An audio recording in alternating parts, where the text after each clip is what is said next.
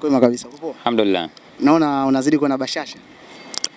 Niko kwenye marashi ya nani ya karafuu kuunguja, kwa nini siwe na raha muda wote? Mimi natabasam na batasam tena.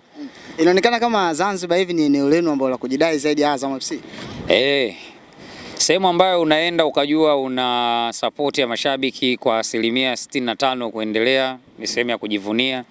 Na sisi Zanzibar ni base yetu. Timu ilipoanza sehemu ya kwanza kuvuna mashabiki ilikuwa ni huku Zanzibar. Kwa hiyo we expect kwamba tutaendelea kuwa na mashabiki wetu, tutaendelea kujisikia tuko nyumbani, kwa sababu mashabiki kutoka Unguja wamekuwa ni mashabiki loyal sana. Lakini uwe na mpira ambao unavutia wao kutazama.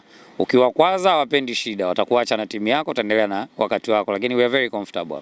Kwa Azam ana mpira wa kuvutia ambao unahamasisha mashabiki. Tangu hapo na sisi ni wakarimu kwa mashabiki wetu. Safi. Moja kwa moja naona amefanya mazoezi takriban siku 3 kuelekea katika mchezo wenu na leo umetamatisha hivyo kabla mjakutana na Manyema kesho. Namna hali ya kikosi ulivyoiona na maingizo mapya ndani ya Azam FC? Timu yetu iko vizuri, tuko sawa. Leo tunashukuru Mungu kwamba tumefanya mazoezi ya mwisho na ni jambo ambalo linafanya kila kitu kiende vile ambavyo tumejipanga nacho. Kilichobaki ni kudra ya Mwenyezi Mungu. Tuone kesho tunaumaliza vipi mchezo na tunaweza kufikia vipi malengo. Mchezo wa kesho ni mchezo mgumu sana, ni mchezo wa finali. AS Manyema Union, nadhani wakati tunaanza tournament watu wengi walidhani pengine ndo anaweza akawa mshindani wa kundi, akawa ni timu ya pengine, I don't know how to put it, lakini wametushangaza kwa sababu wamekunja alama 9 mpaka saa hizi. Wao na Wydad ndo wanaongoza kundi na mechi ngumu ya maamuzi. Finali ya kundi inachezwa dhidi ya Azam FC hapa kwanza, ili kujua kwamba pengine Wydad na Manyema wanaweza wakafuatana na Azam FC, nani anafuatana nao, kwa sababu hapa mpaka ilipo sasa hivi sisi watatu wote ni favorite, ijapokuwa sisi tuna alama 6. Kwa hiyo Wydad akiteleza maana yake atatoa gap kwa ambaye amefanya vizuri mechi ya kesho. Kila mtu anayo nafasi ya kwenda hatua inayofuata endapo tu karata zitachangwa vizuri. Kwa hiyo tutatoa kila kitu, tutapambana kwa 100%.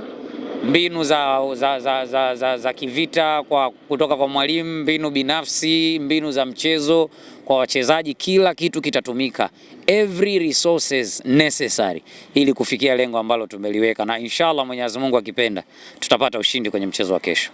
Yes, lakini pia mwalimu aliweza kugusia kuna miongoni mwa ambao watakosekana kama Nasor Saadun. Je, ukiachana na Nasor Saadun kuna mtu ambaye anaweza kukosekana kesho? Saadun pekee ndo mchezaji ambaye tunaweza tukafanya confirmation kwamba anaweza asiwepo kabisa. Actually hata kuwepo kabisa, kwa sababu alipata injury ambayo ililazimu kwenda kufanyia upasuaji mdogo Afrika Kusini, na amerejea sasa hivi tunavyozungumza na almost wiki nzima hapa. Anaendelea vizuri. In fact tuko naye na ni mtu ambaye amekuwa very supportive kwa wenzake, amekuwa akiwatia moyo, akipambana. Kwa mara ya kwanza nimeona upendo wa kweli wa Jefte Kitambala. Yuko concerned sana na Nasor Saadun kwamba anaendeleaje, lini atarudi. Saa nyingine anamchallenge kuona kama anaweza akawa tayari ameshatengamaa kidogo, angalau hata atokee kabisa uwanja wa mazoezi kuonekana tu. Ni kitu kizuri kwa wachezaji, lakini nje ya huyo wachezaji wengine wote ambao walikuwa wamepata maumivu yale madogo madogo wamerejea na wako sawa tayari kwa ajili ya kuitumikia bendera ya Azam FC. Tumeona kuna ingizo jipi ambao limeingia ndani ya Azam FC. Je, tutegemee kumuona katika mchezo wa kesho? Maingizo yetu si ashacheza.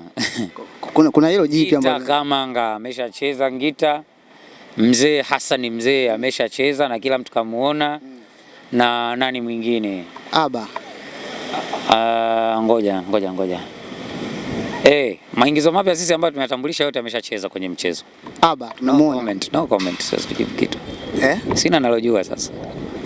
Ibu hawezi kuficha. Mimi siwezi, sina nalojua. Ningekuwa nalo sasa hizi nishalitoa dukuduku. Ibu friji limeanza lini kugandisha? Ilizima kabisa hili. Wewe vipi bwana? Eti babu Zaka, mimi friji langu bovu. Deep freezer, inategemea nimeweka nini? Hasa umeme Zanzibar umekatika. Kasema umeme ukikatika kwisha habari. Haya, Zanzibar umeme full time. kumekatika muda fulani. Hapana, limejaa, liko gesi vizuri kabisa ili mzee. Lakini Ibwe, tunaiona Azam FC ambayo kwa mara ya kwanza imeingia katika hatua ya makundi na hivi sasa mnasaka karata yenu ya kuingia hatua ya robo finali. Unadhani mwalimu pamoja na kikosi kizima cha Azam na benchi zima la ufundi mnajivunia kwa namna gani? Tunajivunia sana kwa sababu kwanza ni hatua ambayo tulisubiri muda mrefu, lakini pia ni kitu ambacho tumeweza kukamilisha kwa muda mfupi chini ya mwalimu Ibenge. Wachezaji wetu tunawapongeza, wamefanya kazi nzuri sana. Viongozi wetu tunawapongeza, wamefanya kazi nzuri sana, na kila mtu ambaye alishika mkono Azam FC akiona wanastahili kuwa sehemu fulani na tuwasaidie kuwapush kusogea mbele. Hata waliotutusi, mimi nawapongeza sana kwa jitihada zao, kwa sababu wakati mwingine matusi yanaumiza kiasi kwamba yanakufanya utengeneze kisasi, na kisasi kinachopendeza kwenye mtu aliyekutusi ni kuwa na maendeleo. Get money, get success, get your stuff, keep doing your life. That's how we go. Kwa hiyo kila mtu ambaye ametupush kwa namna yake, sisi tunampongeza sana. Ni jambo la kujivunia sana kuiona timu yetu iko hapa, na inshallah ikimpendeza Mwenyezi Mungu, huu ni mwanzo tu, kitu watu ambacho umekiona msimu huu. Tutaendelea kushusha vyuma juu ya vyuma, tutaendelea kutengeneza timu yetu siku hadi siku, tutaanza kula vitu vizito vya hapa nyumbani mpaka vya nje ya nyumbani. Lakini Hashim Ibwe, licha ya maingizo mapya, licha ya kikosi chenu kuimarika sana, sasa hivi kwa wewe ni mdau wa michezo sana. Yes, na miongoni mwa timu zetu zote 4 sasa hivi kama kuna calculator ambazo zinafanyika chuki wake, unadhani shida ilikuwa ni wapi zaidi? Hapa huyu akifa, akishakifa na muua huyu akishinda huyu akifa huyu. Tengenezeni timu bwana. Azam haipo hiyo. Sisi Azam tunatakiwa kushinda hizi mechi 2 ili tuende mbele. Nyinyi hamna tuki wake. Tunatakiwa tushinde hizi mechi 2 tuende mbele. Tutakuwa tunafikisha alama 12. Sawa. Endapo tutashindwa kwenda, bado tuna kichaka cha kujifichia kwamba sisi kwa mara ya kwanza tumecheza group stage, tumevuna alama 6. Kama mashindano yanaisha leo tunavyozungumza hapa. Na nyinyi ndio mnakuwa wa kwanza kwenye kundi la Tanzania. Yaani hapa Tanzania kwa mara ya kwanza timu imeingia hatua ya makundi imekunja alama 6. Nani kafanya?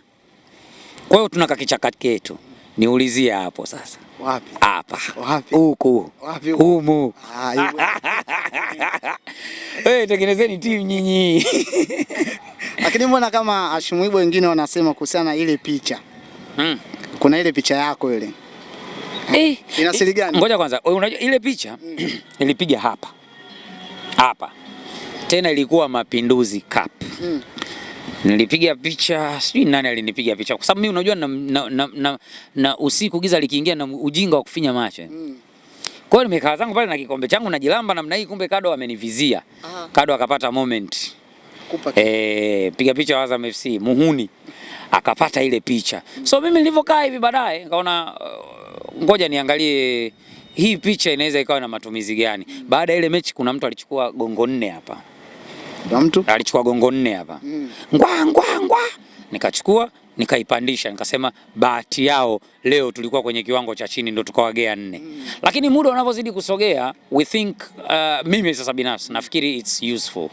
Wakati huu tunaofanya sisi ambao tunafanya issues kwenye media hasa za club, dunia iko mbali.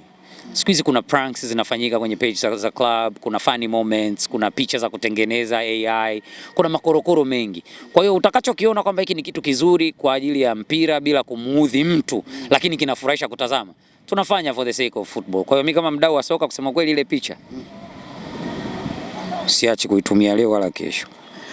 Ibwe, tumalizie hapa. Umesema tumesitumia. Ngoja samani kwanza, nimesahau na ile picha kesho nitaitumia tena. Na uhakika ile picha kesho ninaitumia. Lakini kuna ule mwingine naye ana picha yake. Kesho kutwa pia nitaitumia. Kwa masimango au nitaitumia. Sawa, lakini Ibwe tumalizie hapa. Wewe ni mdau wa michezo na mdau wa soka na uliupiga. Kuna timu uliupiga. Achana nayo. Hiyo lakini achana nayo. Unadhani namna ambavyo migogoro inavyotokea ikiwa ndani ya club na nje ya club, wewe kama mdau wa soka unaona tatizo liko wapi na ushauri wa mkubwa ni upi labda? Tatizo lipo baina ya clubs, ndio maana matatizo haya yanatokea. Na tatizo kubwa ambalo linaweza kusababisha migogoro ni timu kuto kufanya vizuri peke yake. Nafikiri sisi kama Azam FC ndo klabu pekee Tanzania ambayo tumeweza kumaintain hiyo aina ya migogoro. Hatuna huo utaratibu, hatuna hayo maekaeka, na tunamshukuru Mungu na tunamuomba aendelee kutupa hiyo nguvu ya kuendelea kutengeneza club, kwa sababu ya modern football club. Migogoro sio sehemu ya klabu yetu, ijapokuwa mashabiki zetu wana mind. Yani kuna muda timu haijafanya vizuri na wapitaga pale Chamazi kama siwaoni namna hiyo, anakuja nduki, umeelewa? Lakini kwenye klabu hizi zingine ambazo unaona migogoro, nafikiri ni kwa sababu wameshazoea raha. Ukipita msoto kidogo lazima watafute mtu wa kufa naye, mbuzi mweusi ni nani, scapegoat ni nani.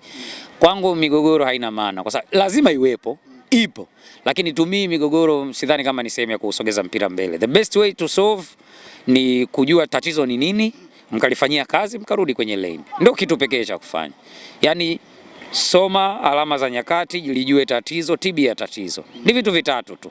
Lakini ukikaa ukaanza kuwaza kwamba sikiliza, piga panga yule. Kuna mtu mmoja nilisikia nitaenda kubeba sijui bomu nilipuke na mtu. Kuna mwingine sio anasema tutamwaga gari la maji taka hapo kwake. It doesn't make sense. Kuna anaweza aka step down huyo anayesema kwamba ndio tatizo. Alafu mechi 3 mfululizo mnakanywa tu namna hii. Mnaanza kutafutana tena. Hapo sasa anaanza kutafuta, sikiliza, kishaisi washatoka. Hapa nani hapa? Hapa Azam FC TV hapa. Azam FC TV mizengwe mangumi mmetoana. Unaanza hapa hawa itakuwa firefighter hawa. Umenielewa sio? The best way ni kutafuta chanzo cha tatizo ni kiko wapi? Ki-analyze, pata solution, fanyia kazi. Bas. Ila kwa ninavyojua wale hawaeleweki. Hawaelezeki kitu wale. Watapigana mpaka kesho. Yaani kuna sehemu kaulaji kamekatwa hivi. Au unaongelea usiwataje. Au unaongelea. Lakini kuna sehemu inawezekana kuna kamlija kamefanywa shwa. Ndio shida imeanzia hapo. Sawa, lakini pia Shimuibwe, mechi iliyopita mliweza kutoa tiketi kwa mashabiki wenu. Kama nilivyosema nyinyi ni wakarimu kwa mashabiki. Na this time tumetoa pia. Yes. Tumegawa tiketi, wadhamini wetu Azam Marine kupitia Kilimanjaro 9 wamenunua tiketi. Serikali ya Mapinduzi ya Zanzibar ya Dr. Hussein Ali Mwinyi wamenunua tiketi. Shirikisho la mpira wa miguu Tanzania TFF wamenunua tiketi. Azam Pesa wamenunua tiketi. Maji Uhai wamenunua tiketi.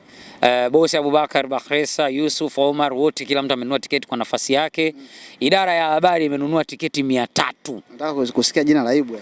Mimi Ibwe, Zaka za kazi, Rama Kilindo, Swai, Bakari na nani mwingine nimemsahau hapa, Nakado. Tumenunua tiketi kwa ajili ya mashabiki, tiketi 300. Kila mtu amenunua tiketi 50 ili tuwakaribishe mashabiki waingie uwanjani. Kwa hiyo ngoma ya kesho viingilio vimelipiwa. Kwa kesho mageti yako wazi. Bakhresa Group wamemaliza hilo swala. Basi mimi nikupe wakati wa kwenda kupumzika na kujiandaa na game ya kesho. Inshallah.